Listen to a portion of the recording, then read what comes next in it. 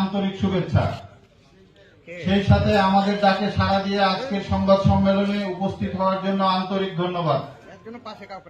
আমরা সকলেই জানি সাংবাদিকগণ জাতির বিবেক, তাই আজকে আমাদের অতি গুরুত্বপূর্ণ দাবিটি আপনাদের মাধ্যমে সংশ্লিষ্ট কর্তৃপক্ষের নিকট তুলে ধরতে চাই। আশা করি আপনাদের পত্রিকা এবং টেলিভিশনে যথাযথভাবে আমাদের ন্যায্য দাবিটি তুলে ধরে আমাদেরকে সহযোগিতা করবে। প্রিয় সাংবাদিক ভাইরা, রাজশাহী ব্যবসায়ী ঐক্য পরিষদের ব্যানারে এবং রাজশাহী ব্যবসায়ী সমন্বয় পরিষদের সমন্বয়ে রাজশাহীর সর্বস্তরের ব্যবসায়ীদের অংশগ্রহণে আজকের এই সংবাদ সম্মেলন। আজকের সংবাদ সম্মেলনে সভাপতিত্ব করছেন রাজশাহী ব্যবসায়ী ঐক্য পরিষদের সভাপতি আলহাজ মোহাম্মদ হারুনুর রশিদ। আমরা আপনাদের মূল্যবান সময় নষ্ট করব না, আমরা খুব সংক্ষেপে আমাদের মূল বক্তব্য পেশ করছি। মূল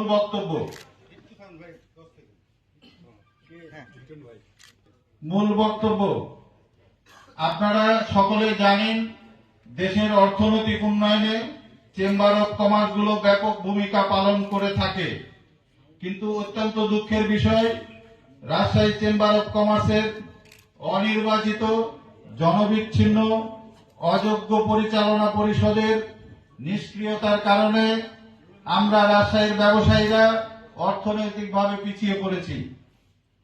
এছাড়া বর্তমান পরিষদের কেউ কেউ ফৌজদারি মামলার আসামি হওয়ার কারণে পালিয়ে বেড়াচ্ছেন, ফলে চেম্বারের কার্যক্রম স্থবির হয়ে পড়েছে।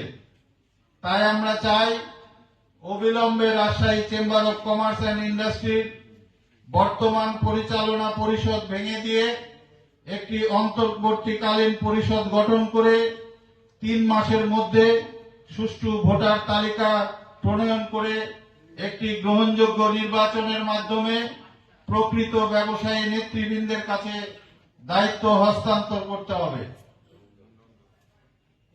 পরিশেষে আমরা বলতে চাই, গত 10 সেপ্টেম্বর 2024 তারিখে উপরোল্লিখিত দাবিতে বিভাগীয় কমিশনার জনাব ডক্টর দেওয়ান মোহাম্মদ হুমায়ুন কবিরের নিকট স্মারকলিপি প্রদান করেছি।